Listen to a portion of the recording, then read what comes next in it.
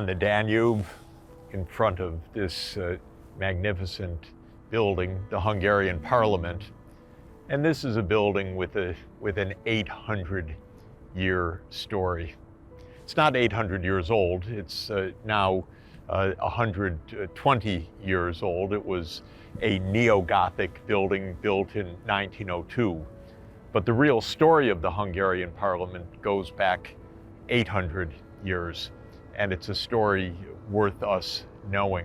800 years ago, the king at the time was confronted by several of the lesser nobility of the Kingdom of Hungary. King Andrew II was confronted with demands by the nobility that the king had to abide by principles of reasonable behavior. In other words, the king's rights were not unlimited and arbitrary.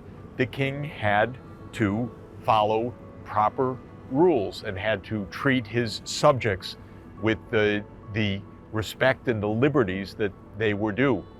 This was in 1222, when the so-called Golden Bull, the Hungarian Golden Bull, was agreed between King Andrew II and the lesser nobles who demanded their rights vis-a-vis the king and vis-a-vis the great magnates of the state.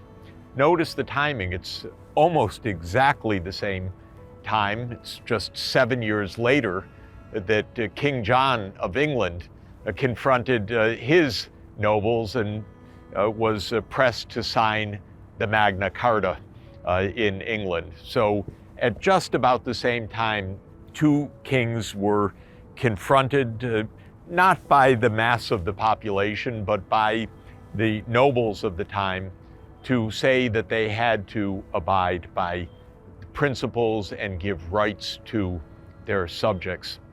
In the case of Hungary, the Golden Bull became the basis of a constitution of the Kingdom of Hungary. Not a written constitution per se, but a set of principles that were agreed in many documents and in many processes.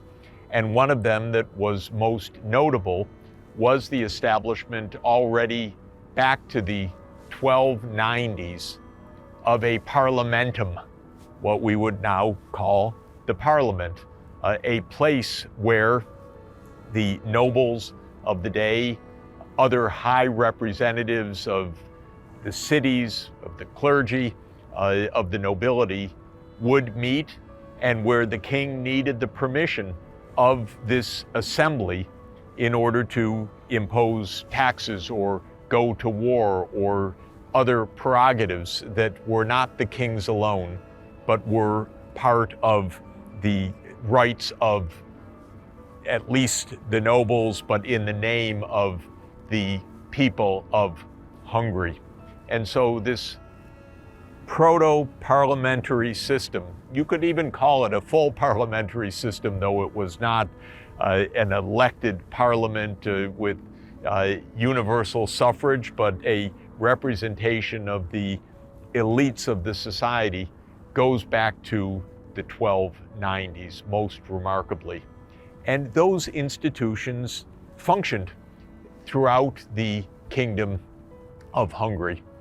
And they functioned through the trials and tribulations that this country faced for hundreds of years. Of course, in this spot, the Hungarians lost their sovereignty in the 1520s, first a bit downstream at the Battle of Mohawks, and then as the Ottoman conquerors came up and conquered Buda, the kingdom itself was reduced to Ottoman domination. But Hungary at that point became three. There was still a Kingdom of Hungary, though just a small slice in which the Habsburgs became the kings, but not kings of Austria, but kings of the Hungarian kingdom, that part that was not under Ottoman control.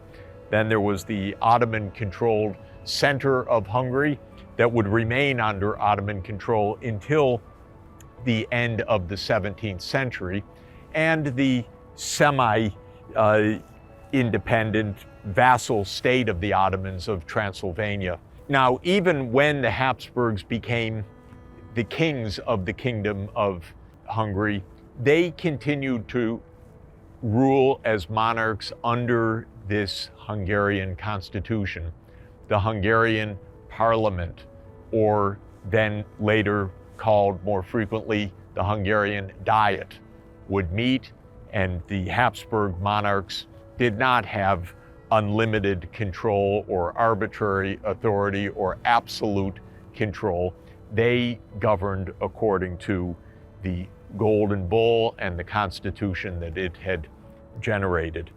By the 1700s, once the Ottomans were expelled from Hungary, the now unified Kingdom of Hungary was under the rule of the Habsburg monarch, but operating under the rules of the Constitution of Hungary. The 19th century led to a dramatic acceleration of events.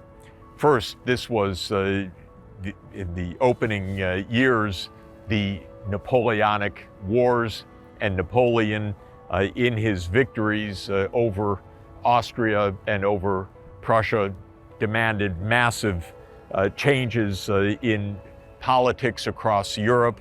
One of them was the end of the Holy Roman Empire itself in 1806. And from that time on, actually from 1804 onward, the Habsburg monarch now ruled as the Emperor of Austria rather than the Emperor of the Holy Roman Empire. But even then, with those changes came a continuation of the Constitution of Hungary, the ancient constitution, and the ancient rights of the Hungarian Diet or the Hungarian Parliament. Now, throughout Europe, events also accelerated because of the Industrial Revolution. And this was creating an industrial class, this was creating a working class and a broadening middle class, and that created political demands from below for more representation, not only the representation of the nobles or the clergy, but the representation of the people themselves. And in England, where the Industrial Revolution first occurred, we had the breakthroughs to more extended male suffrage, first in the 1832 Reform Act, and then later again in the 1867 Reform Act, and finally universal male suffrage in the 1918 reforms.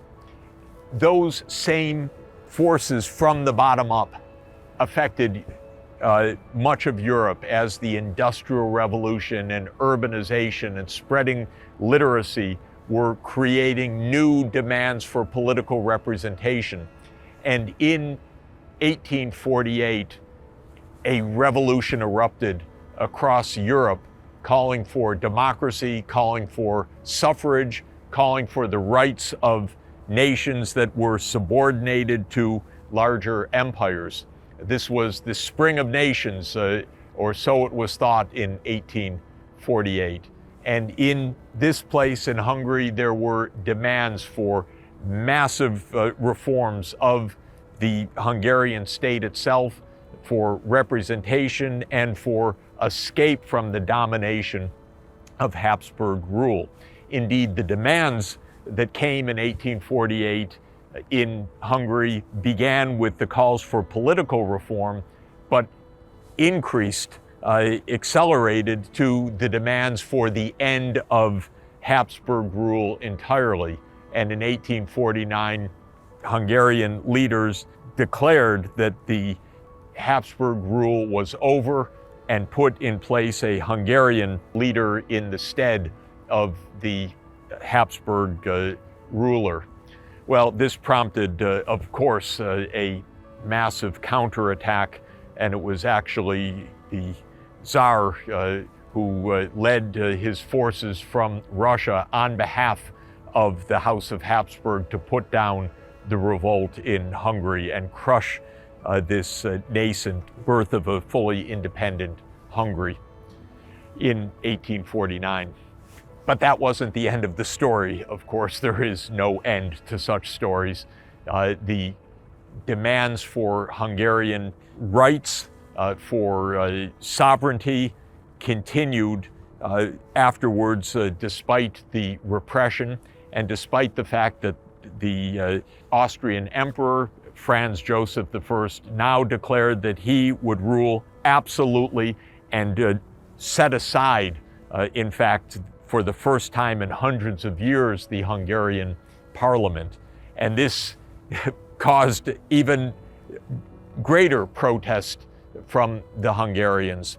In the 1850s and 1860s, the Habsburgs faced many setbacks, and especially in 1866, in losing a major war with Prussia, the rising power of Germany. The Habsburgs realized that the whole stability of their empire depended on finding reconciliation and some mode of peace.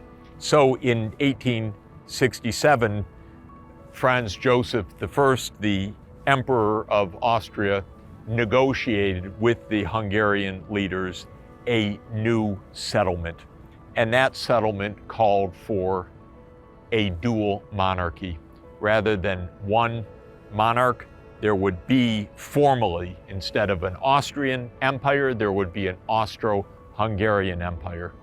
And these two parts of the empire, of this dual empire, would each have their own laws.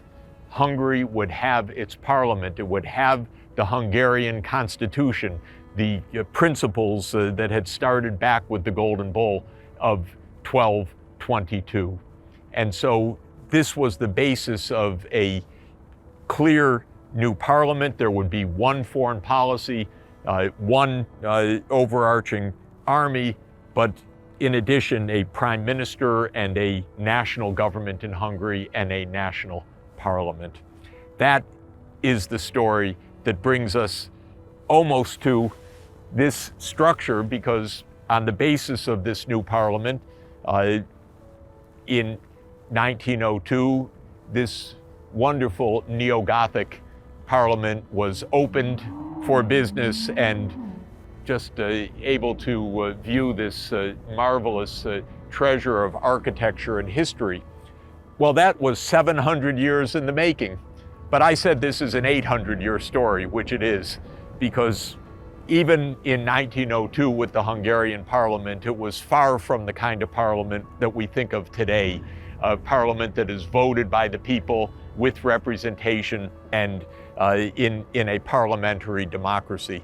That took another 100 years of history to bring to full fruition, because while the 1902 parliament existed on the basis of Hungary's traditions, it was only at the end of World War I, at the full end of the Austro-Hungarian Empire, that a republic was established, and the principle of universal male suffrage was adopted as the basis of representation. But as we know, Hungary and the rest of Europe did not have a smooth course after World War I. Depression, the rise of Nazism, World War II, the Cold War and the Soviet domination meant that the parliamentary ideal would still take decades to bring to fruition. It was in fact only in the 1990s that Hungary finally, after its 770 years after the Golden Bull, could have a parliament in a sovereign country with democratic representation based on universal suffrage. And 30 years after those events, Hungary is one of the democracies of the European Union, now a union of parliamentary democracies of 27 countries that have struggled with this question of representation for a millennium, for 1,000 years, and have arrived in our era with representative institutions and the notion that it is with the people that true sovereignty resides.